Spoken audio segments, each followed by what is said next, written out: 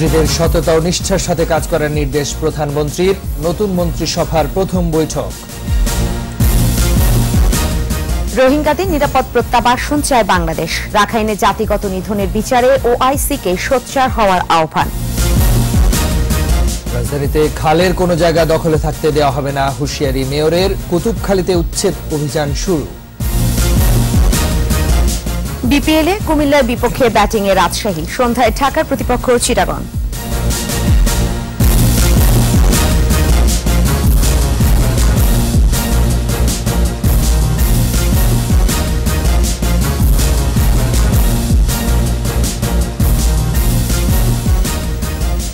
শুনছিলেন first security ইসলামী bank limited সংবাদ শিরোনাম। সবাইকে আমন্ত্রণ জানাচ্ছি দুপুর 2টার 21 সংবাদে। আপনাদের সাথে আছি আমি রাজীব জামান এবং আমি ফেরদৌসী আহমেদ। এছাড়াও সংবাদে আরো থাকছে, রক্তিম চাঁদ সুপার ব্লাড ওল্ফ মুন উপভোগ করল আমেরিকা, ইউরোপ, আফ্রিকা।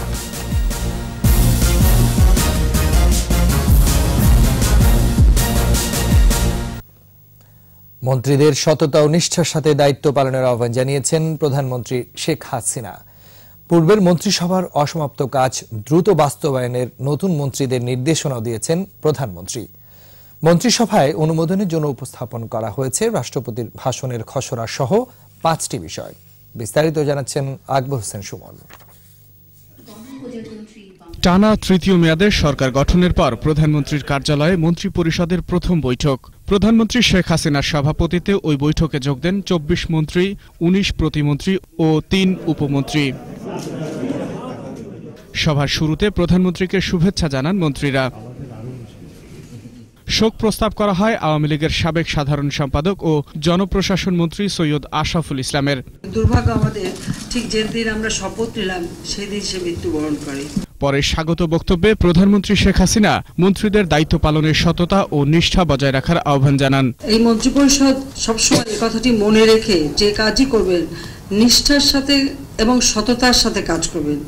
প্রতিটি কাজ নিষ্ঠার সাথে করতে হবে, এই কথাটা মনে রাখতে হবে যে জনগণের প্রতি আমাদের দায়িত্ব রয়েছে, কর্তব্য রয়েছে, সেই কর্তব্য পালন করতে আমরা এখানে এসেছি। আর সততার সাথে কাজ করলে সততার শক্তি অপরিসীম, সেটা আমরা বারবার প্রমাণ করতে সক্ষম হয়েছি। সরকারের প্রতি জনগণের প্রত্যাশা পূরণ এবং নির্বাচনী ইশতেহার বাস্তবায়নে ঐক্যবদ্ধভাবে কাজ করার নির্দেশ দেন সরকার প্রধান। পূর্বে যে মন্ত্রিসভা ছিল, আমরা যে কাজগুলি করতে পেরেছিলাম আমাদের বিগত সরকার আমলে, সেই কাজের অনেকগুলি ধারাবাহিকতা আমাদের বজায় রেখে চলতে হবে এবং দেশকে আমাদের এগিয়ে নিয়ে যেতে হবে মানুষের আকাঙ্ক্ষা অনুযায়ী। নতুন মন্ত্রিসভার সদস্যদের আগামীর পথ চলার দিক নির্দেশনা সহ বৈঠকে গণপ্রতিনিধিত্ব আদেশ বা আরপিও সংশোধন অধ্যাদেশ 2019 অনুমোদনের জন্য উপস্থাপন করা হয়। জনগণের প্রত্যাশা রয়েছে আমাদের প্রতি, কাজেই সেই প্রত্যাশা পূরণ করা আমাদের একমাত্র লক্ষ্য। আকবর হোসেন সুমন, 21 টেলিভিশন, ঢাকা। আশ্রয় নেওয়া রোহিঙ্গাদের নিরাপদ প্রত্যাবাসন চায় বাংলাদেশ। একই সাথে তাদের বিরুদ্ধে হওয়া অন্যায়ের বিচারের দাবি জানিয়েছে ঢাকা। রাখাইনে জাতিগত নিধন অভিযানে বিচারের জন্য ইসলামিক দেশগুলোকে আরও সম্পৃক্ত হওয়ার আহ্বান জানিয়েছে বাংলাদেশ। সৌদি আরবের জেদ্দায় ওআইসির সিনিয়র অফিসিয়াল মিটিংয়ে পররাষ্ট্র সচিব এম শহীদুল হক রোহিঙ্গা নির্যাতনের দায়ীদের বিচার নিশ্চিতে দায়বদ্ধ কাঠামো তৈরিতে ইসলামিক দেশগুলোকে আরও বেশি সম্পৃক্ত হওয়ার আহ্বান জানান। এদিকে ওআইসি কাউন্সিল অব মিনিস্টারের প্রধান বাংলাদেশ রোববার সংযুক্ত আরব আমিরাতের কাছে চেয়ারশিপ হস্তান্তর করে। এ সময় ফিলিস্তিন ও রোহিঙ্গা ইস্যু সবচেয়ে গুরুত্বের সাথে তুলে ধরে বাংলাদেশ।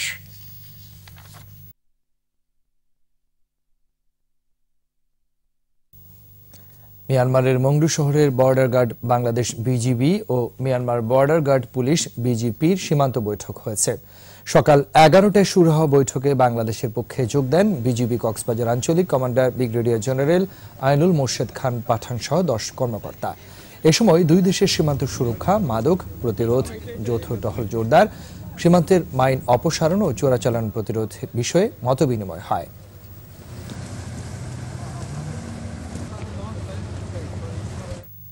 কাউকে ছাড় নয়, পর্যায়ক্রমে রাজধানীর সব খাল ও জলাধারকে দখলমুক্ত করার ঘোষণা দিয়েছেন ঢাকা দক্ষিণ সিটি কর্পোরেশনের মেয়র সাইদ খোকন। সকালে কুতুবখালী খাল দখলমুক্ত পরিচ্ছন্নকরণ প্রকল্প উদ্বোধন করে মেয়র হুঁশিয়ারি উচ্চারণ করে বলেন, পরিকল্পিত নগরে স্বচ্ছ পানির জলাধার গড়তে 1 ইঞ্চি পরিমাণ খালও বেদখল রাখার সুযোগ নেই। দলমতের ঊর্ধ্বে থেকে এই বিশাল কর্মযজ্ঞে চ্যালেঞ্জ আছে ঠিকই, কিন্তু সবার ঐক্যবদ্ধ প্রচেষ্টায় কোনো কিছুই আটকাবে না। ঢাকার নারায়ণগঞ্জ ডেমরায় ডিএনডি এলাকার ৭৪ কিলোমিটার অবৈধ স্থাপনায় উচ্ছেদ কার্যক্রম পরিচালিত হচ্ছে।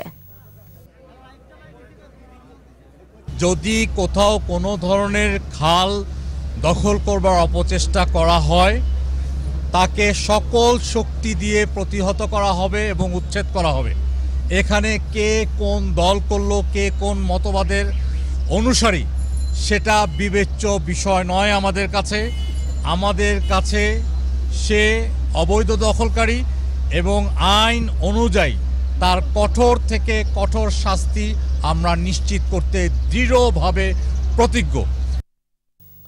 ঘুষের মামলায় 4 বছরের কারাদণ্ডপ্রাপ্ত সাবেক মন্ত্রী ব্যারিস্টার নাজমুল হুদাকে জামিন দিয়েছে সুপ্রিম কোর্টের আপিল বিভাগ। সাজার রায়ের বিরুদ্ধে নাজমুল হুদা লিভ টু আপিল গ্রহণ করে সোমবার প্রধান বিচারপতি সৈয়দ মাহমুদ হোসেনের নেতৃত্বাধীন 4 বিচারপতির আপিল বেঞ্চ তাকে জামিন দেয়।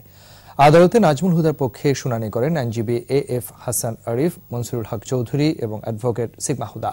দুর্নীতি দমন কমিশনের পক্ষে আইনজীবী ছিলেন খুরশিদ আলম খান।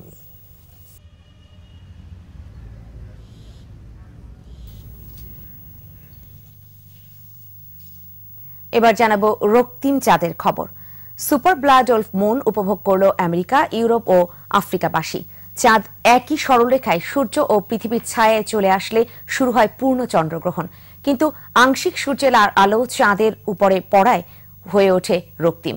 তবে দিনের আলো থাকায় বাংলাদেশে এর দেখা মেলেনি। বাকিটা জানাচ্ছেন মহিতুন রিয়া। ঘুরতে ঘুরতে পৃথিবীর খুব কাছাকাছি অবস্থানে চাঁদ। শুধু তাই নয়, সূর্য ও পৃথিবীর একই সরল রেখায় চাঁদের অবস্থান। আজকের আকাশে এভাবেই ধরা দিল রহস্যে ভরা এই উপগ্রহ।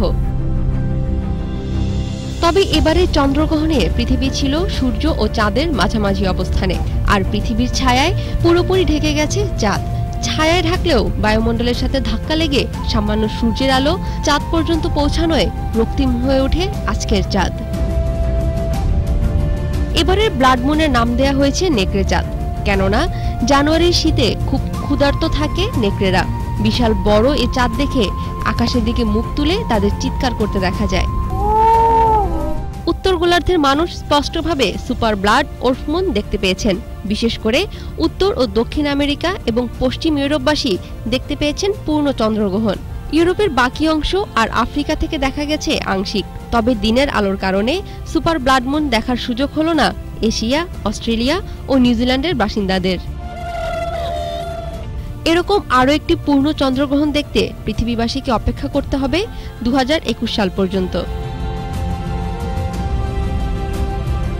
মহিতুন রিয়া, 21 টেলিভিশন। নিচ্ছি ইসলামী ব্যাংক বিরতি। যখন ফিরছি তখন অন্যান্য খবরের সঙ্গে আরও থাকবে। নারায়ণগঞ্জ জেলা পরিষদ বস্তিতে আগুন, পুড়ে গেছে অর্ধ শতাধিক ঘর ও ঝুটের গোডাউন। টেকনাফে বন্দুকযুদ্ধে শীর্ষ মাদক ব্যবসায়ী নিহত, অস্ত্র ও গুলি ইয়াবা উদ্ধার।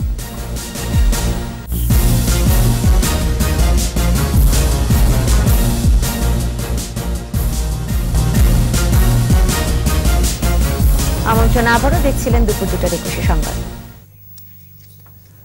নারায়ণগঞ্জে জেলা পরিষদ বস্তিতে আগুন লেগে অর্ধ শতাধিক ঘর ও ঝুটের গোডাউন পুড়ে যায়। ফায়ার সার্ভিসের 8টি ইউনিট 1.5 ঘন্টা চেষ্টার পর আগুন নিয়ন্ত্রণে আনে। প্রত্যক্ষদর্শীরা জানান, আজ ভোর 4টার দিকে হঠাৎ করে জেলা পরিষদ সংলগ্ন একটি ঝুটের গোডাউনে আগুন লাগে। দ্রুত চারদিকে তা ছড়িয়ে পড়ে।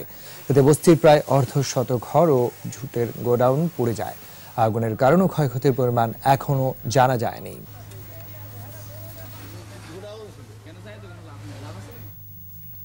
কক্সবাজারের টেকনাফে পুলিশের সাথে বন্দুকযুদ্ধে শামসুল আলম ওরফে বারমাইয়া শামসু নিহত হয়েছে।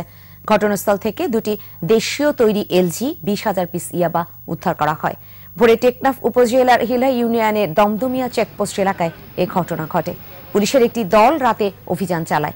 এ সময় ইয়াবা ব্যবসায়ী শামসুল আলমকে গ্রেফতার করলে তার সহযোগীরা ছিনিয়ে নেয়ার চেষ্টা চালায়। এ সময় পুলিশকে লক্ষ্য করে গুলি করলে পুলিশও পাল্টা গুলি চালায়। পরে গুলিবিদ্ধ অবস্থায় তাকে টেকনাফ হাসপাতালে নেয়ার পথেই সে মারা যায়। 10 মামলার আসামি শামসুল তালিকাভুক্ত ইয়াবা ব্যবসায়ী।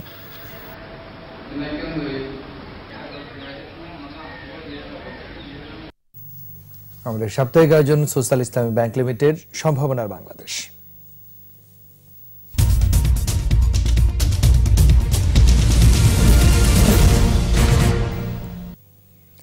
বাসক পাতা চাষ করে লাভবান হচ্ছে বরগুনার পাথরঘাটার প্রায় ১৫০ পরিবার। ৪০ টাকা কেজিতে এগুলো কিনে নিচ্ছে বিভিন্ন ঔষধ কোম্পানি। সরকারের সহযোগিতা পেলে এসব পাতা রপ্তানি সম্ভব বলে মনে করেন কৃষকরা। বরগুনা প্রতিনিধি জয়দেব রায় রিপোর্ট জানাচ্ছেন মুশফিকা নাজনীন। ২০১২ সালে একটি বেসরকারি উন্নয়ন সংস্থা বরগুনার পাথরঘাটায় বাসক পাতা চাষ প্রকল্প হাতে নেয়। পরীক্ষামূলকভাবে সদর ও বামনা ডোয়াতলা ইউনিয়নের রাস্তা ও বাড়িঘরের আশেপাশে অব্যবহৃত জায়গায় রোপণ করা হয় চারা। ৩ মাস পরে শুরু হয় পাতা তোলার কাজ। পাতারা প্রত্যেক মাসে ধরেন ১০-১৫ মান পাতা বিক্রি করতে পারি। এই জমি তো কোনো কাজে লাগে না, এই জমি আর কি পড়ে রয়েছে, এই জমিতে আমরা লাগাই গিয়ে বিক্রি করি। ঔষধি এই পাতার চাহিদা দেখে বাড়তি আয়ের লক্ষ্যে অনেকে এর চাষাবাদে আগ্রহী হয়ে ওঠেন। এই পাতাটা দিয়ে কাশের সিরাপ তৈরি হয়, কিন্তু সেটা জানতামই না। এগুলো আমরা যদি এগুলো চাষ করি, আমরা একটা বাড়তি ইনকাম করতে পারি, আমাদের বেকারত্ব দূর হতে পারে। এ পর্যন্ত তারা বিক্রি করেছেন ১০,০০০ কেজির বেশি, যা থেকে আয় হয়েছে ৪,৮৬,০০০ টাকা। এই বাসক পাতা বাংলাদেশের বিভিন্ন ঔষধ কোম্পানি এটা ক্রয় করে থাকে।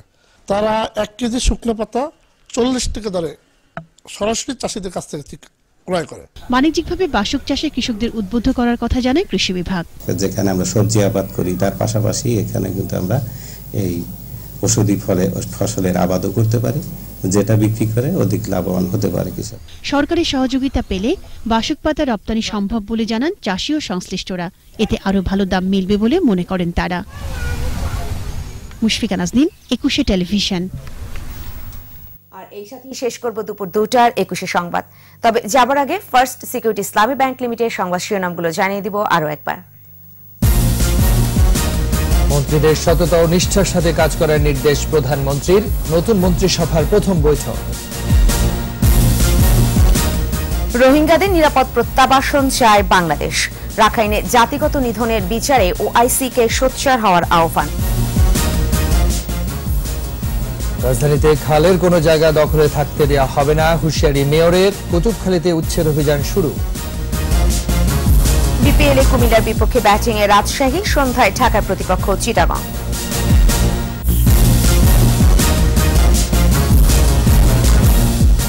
সর্বশেষ খবর জানতে ডায়াল করুন 2021 নম্বরে আর ভিজিট করুন 21-tv.com এর ওয়েবসাইটে। এছাড়া ফেসবুকে লগ ইন করতে পারেন facebook.com/2124 অনলাইনে। পরবর্তীতে সন্ধ্যা ৬টায় রয়েছে আমাদের চট্টগ্রাম সংবাদ দেখার আমন্ত্রণ রইল। এতক্ষণ সাথে থাকার জন্য সবাইকে ধন্যবাদ।